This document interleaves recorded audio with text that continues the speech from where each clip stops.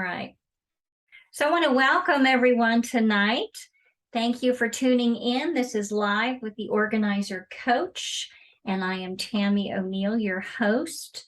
I am a professional organizer and an ADHD coach, and we have a very special guest tonight. I'm thrilled that Kellie has cleared her schedule to talk with us tonight, especially at this time. We were just talking before we went live about how busy the college is at this time because school has just started and new administration, new changes.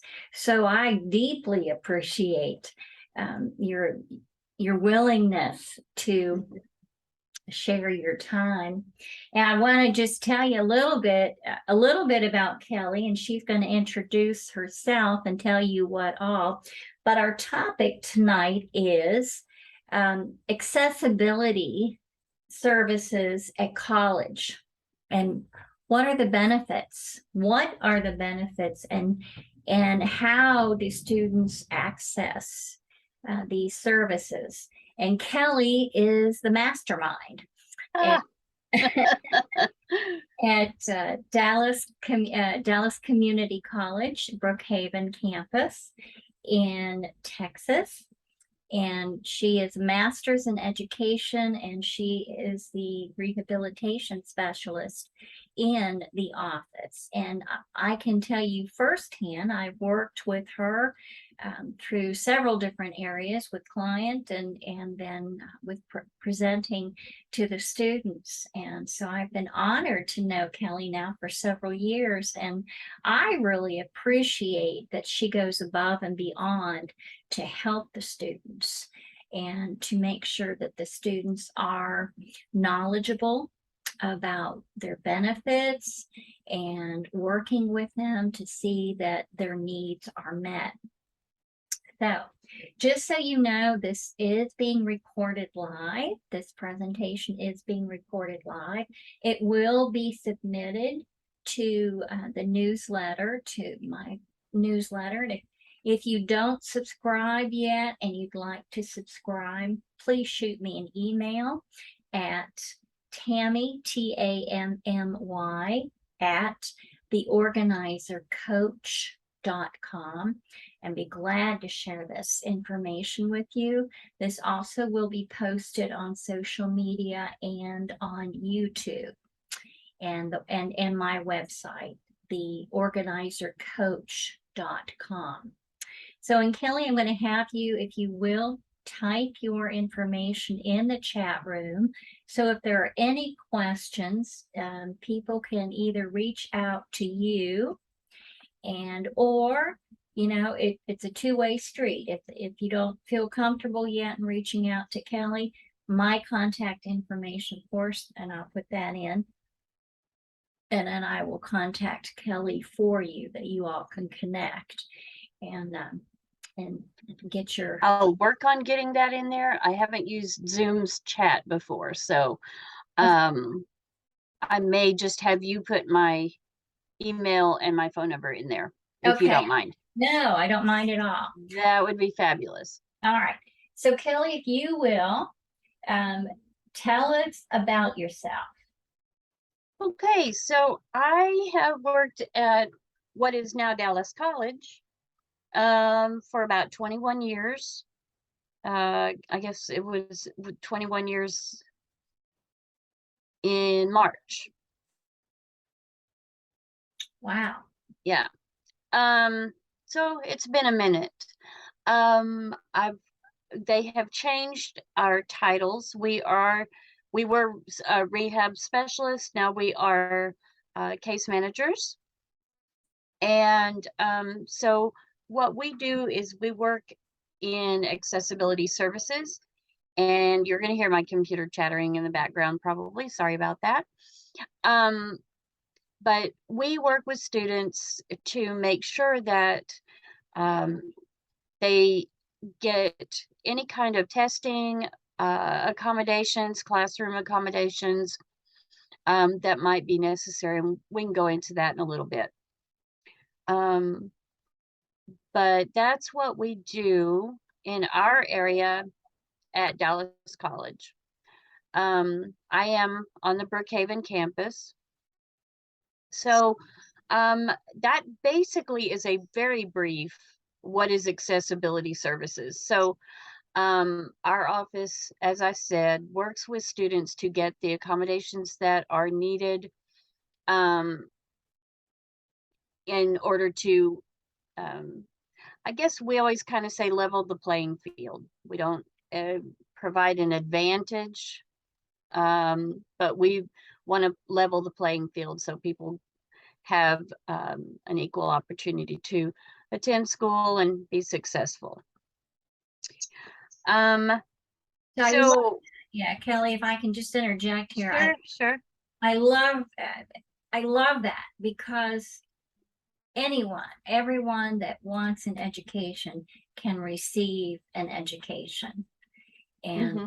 and I love it that the education has stepped up and they're providing services for students and to help them, like you said, to help individuals succeed. Hmm.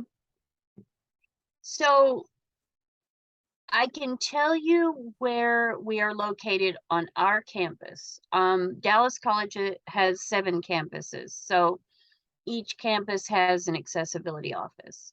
Ours is located in the Student Services Building, um, in number 136. But each campus, it's located a little bit differently, but you would ask for, like at Dallas College, you'd ask for accessibility services. That's us. Some colleges call themselves different things. I think like UNT is the Office of, let's see, Office of Disability Accommodations, I think was what it was. It varies. The name is going to vary depending on where you're going to go to school. Okay. Um, and the locations too. And how do students access the office? Again, each campus is going to be a little bit different. Each university, each college is going to be a little bit different. Some want you to make appointments. Some have open door policies. You can just come in. Um, we like a little of both, depending on the time of year. We always say, hey, if you need to come in, come in. You know, if something's going on and we need to set an appointment, we will do so. If you are the type that likes to set an appointment, because it helps keep you organized, which, is a good thing, then we encourage you to do that too. So again, each school, each campus does a little bit differently. Um, So Kelly, let me ask you something. If sure. students are wanting to make an appointment with you, are there any restrictions about entering the college since COVID, or do they need to be aware of anything like that? No, I mean, we always tell students if you're sick, stay home. Mm, But no, there's no, we don't have any requirements as far as you do not have to wear a mask. If you choose to, it's fine. Um, we try to be mutually respectful of everyone's choice there. okay. Um, and just be what mindful, I guess, of distancing, watch personal space, that kind of thing. I mean, Mm. but yeah, there's no as far as our campus goes, there's not Okay. any. Yeah. Okay. I've had some students ask me, and that's why I'm asking if Sure, that's a good question. Especially now. Again, we want to be mindful and respectful, but yeah, it's things are getting back to a little bit of normalcy. normalcy. Yeah, COVID, we should say. right. right. Yes. So, I'm going through a list of questions here that just kind of give an idea of like,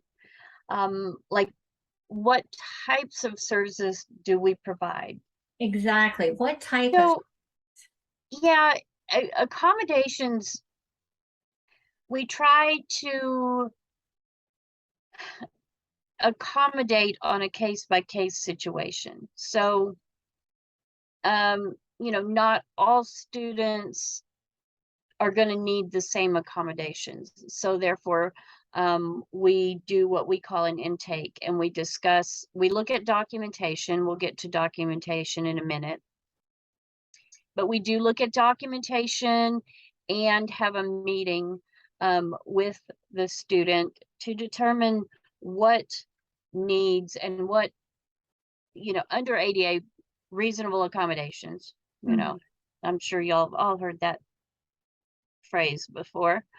Um, and what accommodations um, are going to be needed to assist in your education. So accommodations can look so many different ways. I mean, some students just want, um, they find that maybe having a little bit of extra time on testing would help. So, like, instead of having an hour, they might have 2 hours. They might have an hour and a half. They might have testing in a quiet testing area so that you're not uh, distracted by, everybody's finishing. You're not quite there yet. Then somebody's got to get up and sharpen their pencils, Mhm. that kind of thing. So we do have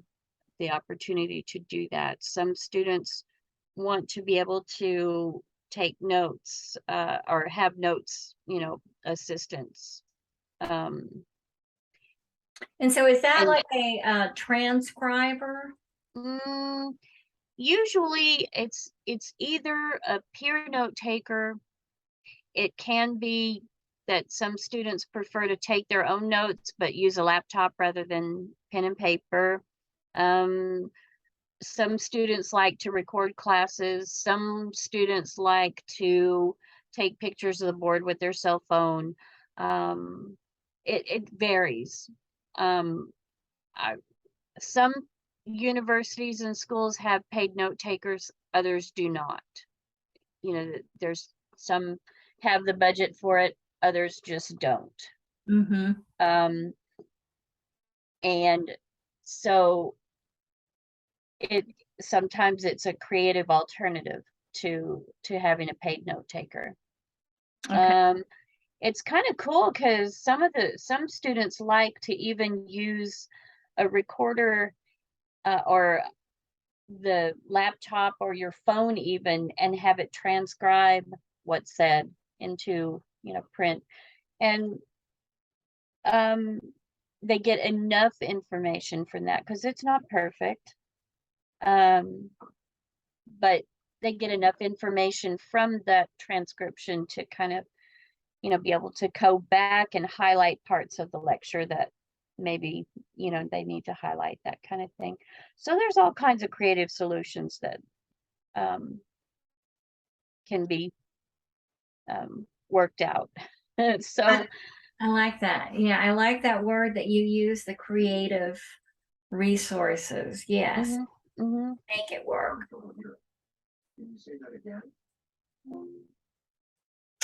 So, So let's see, what have we got? Oh, um, who just did, hang on, sorry. that's okay. Hush. What's her name? Alexa, stop. So Alexa's helping you. Yeah. And yeah, they're helping. So, who would a student contact for services? And that would be, like, in our case, it's going to be the case managers or the coordinator in our office Okay. to get services going. Um,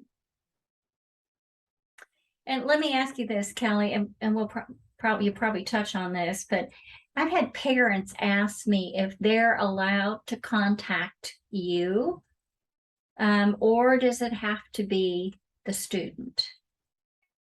So I have had parents contact me, but ultimately it is the students. I mean, it's different than in high school because it's ultimately the student's responsibility, and the students is who we end up talking to, due to family. Oh, it's FERPA. It's family something education privacy. Mm-hmm. I Yeah, know all those acronyms. something. Yeah. But Right. anyway, what it boils down to is that we can talk to the student. A student can sign a release so that we can talk to the parent, Okay. but it's ultimately the student. And I tell the parents, I like to have the student involved. I need to have that student involved Absolutely. because they're the ones who are getting the education, you know. Absolutely. So yeah, it's I I say, a parent can come with the student, especially at first to get get them their sea legs and get them going. But um, it and they do, but ultimately it's the student. It's the student's It's the responsibility. it's the student. Yeah. Yeah. Yeah. So, and that's leads me into the next question because I have parents ask about this. Documentation. What type of documentation is required? So it can be um as simple as a letterhead with a doctor's letter, but it does need to be a doctor's letterhead or therapist or diagnostician or some otherwise qualified individual. It does need to be signed, and provide a diagnosis and how, if at all possible, how that diagnosis affects the student and everyday things and education and all that kind of good stuff. So um but bare minimum, we need the diagnosis so we can have something to work with. It can be also an educational, like a psychoeducational evaluation, a neuropsych eval, um, a full individual evaluation from school. Students have brought in their 504s. So, I mean, it's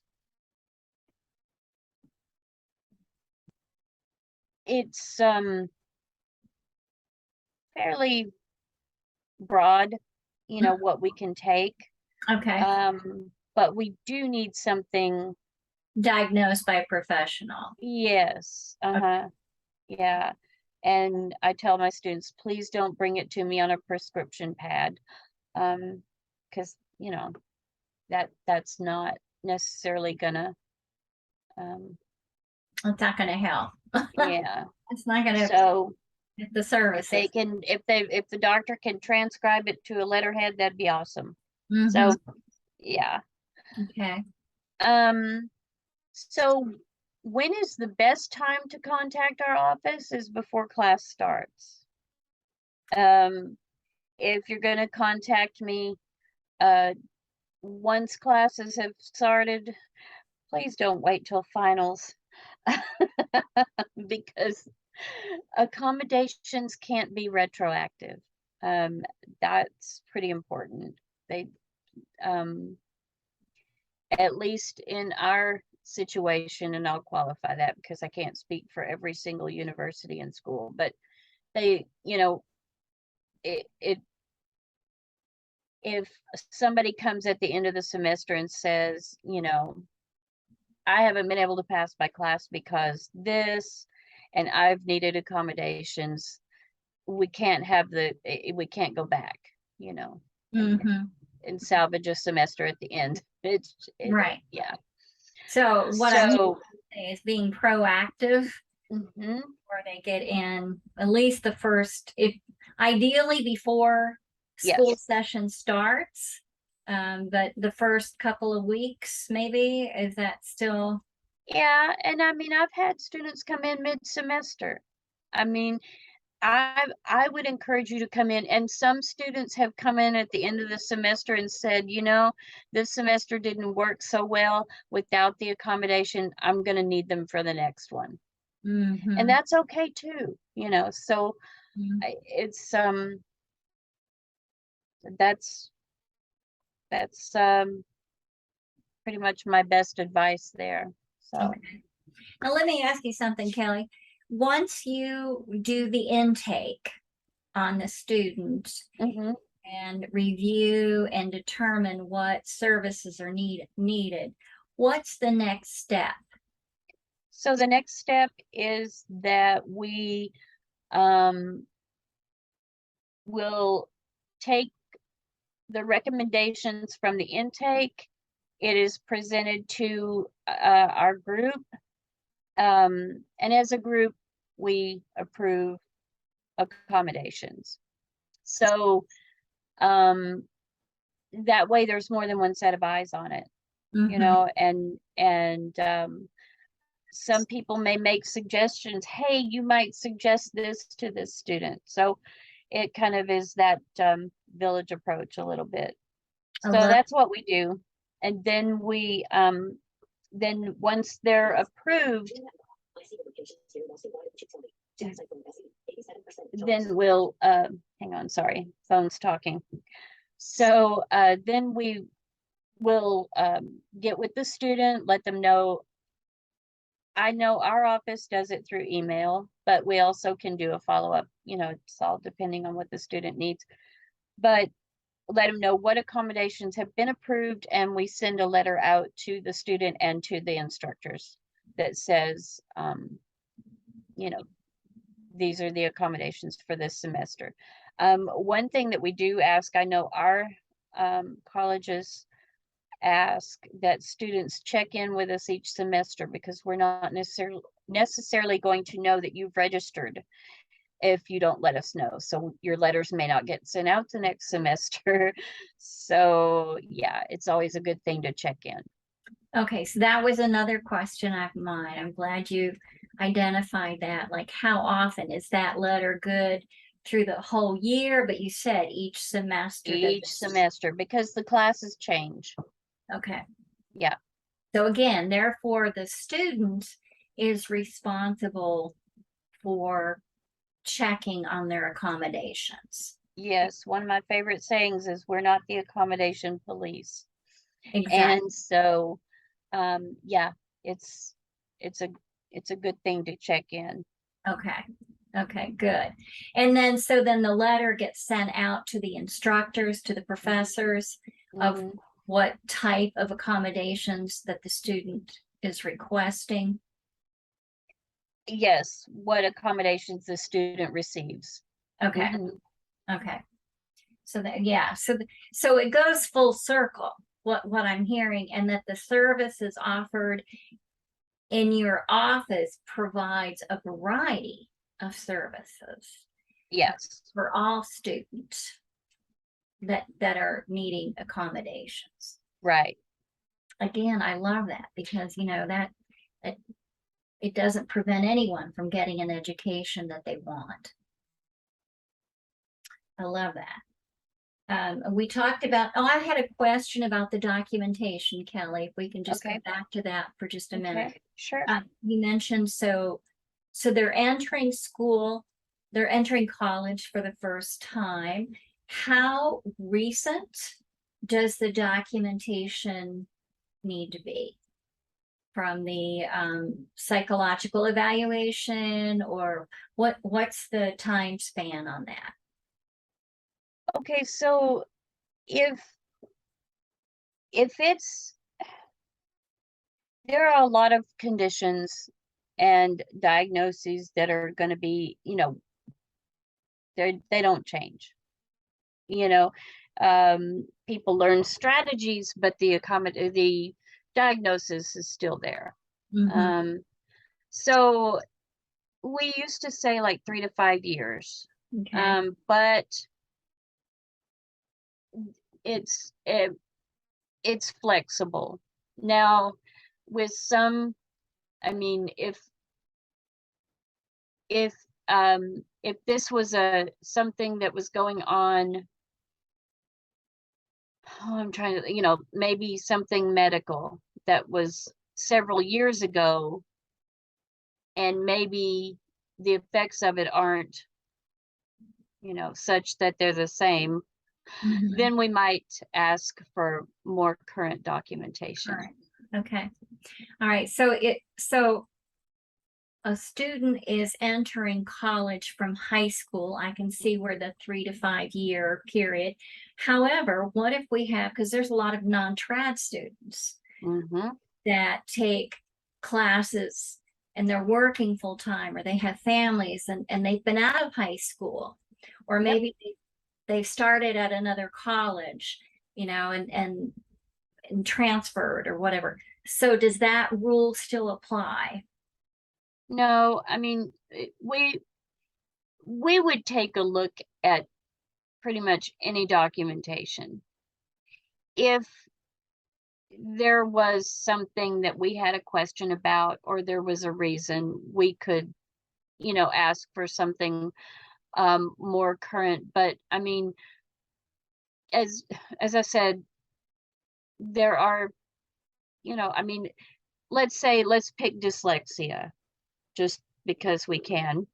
Okay. Um, we've had students bring documentation from, let's say, Scottish rites, when they were in third grade, um, because that's all they've got, Mm-hmm. you Mm-hmm. know, Mm-hmm. and that, you know, that's something that, I mean, you've been diagnosed with that and you have it. So it's not, something that's gonna necessarily change. So, um, documentation is very individualized. So, um, we definitely, and again, I can't speak for every single school and university. Mm-hmm. But yeah, but at Brookhaven. Yeah. Yeah. Okay. So, and I know we're running out of time. I don't want to keep you beyond what I asked you for, because we could talk about this for quite a while. Because I just love the fact that education is providing services for all students, regardless of their learning style, etc. Mhm. But are there any other types of resources on the college that students can access, such Oh as boy. like, There's the career center, there's tutoring, there are labs, there are student clubs. Um, oh gosh, library. Um, yeah, there are lots. Those are the things that come to mind off the top of my head. okay. And let me ask you this, since you brought it up on the tutoring. Now, is that tutoring for anyone, or do It they is have for to? anybody. It's Oh, not an accommodation. Tutoring is available for anyone. okay. And so they just need to find the tutoring place on campus, the Mhm. tutoring office, and make an appointment with the tutor. Okay. Yes. Okay. And some campuses, I know ours is, a lot of them are group sessions rather than one-on-one, so it might be a lab setting, instead of a one-on-one tutoring session, but other campuses are different. So Okay. it, And let me ask you this, Kelly. What about workshops or yes, a lot of, I know our campus and all the Dallas College campuses do different types of workshops during the year. okay. And does this pertain to accessibility services? It it can. Um, I know the ones that we do, we, have some, we might talk about study skills. We might talk about time management. We might talk about test taking strategies. So, I mean, it's things that anybody could benefit from, but, we try to gear them to our students. Okay. Okay. So I didn't know, because I know I presented for You you. did. Hmm. And loved it, and loved doing that. And so I didn't know if that was still occurring, because that was pre-COVID. And It was. I didn't Yeah, know. they're back. They're back. So, And this is available for all students, and they just, how do they learn about these workshops? we post flyers, we send out email blasts. It, you know, they are advertised in different ways, but that's our main ones. Okay. Mhm, So it's posted throughout the campus. Okay. mhm. Kellie, this has been absolutely wonderful. And I can't thank you enough for sharing not Absolutely. all your time and your expertise tonight. And again, this is Kellie Hickman. She is the case manager at Dallas Community College, Brookhaven campus. Her information is in the chat box, and it will be publicized. So if you have any questions about attending college, about attending an accessibility services or anything, please reach out to Kellie, because she's, like I said, she's the Wonder Woman here. She knows, she's got it all together, and she knows exactly what to look for and how to access it. So thank you so much, Kellie. I really, really appreciate your time. Absolutely. It's been a pleasure. All right. Thank you so much. Thanks. Take care. You too. Bye bye. All righty. Bye bye.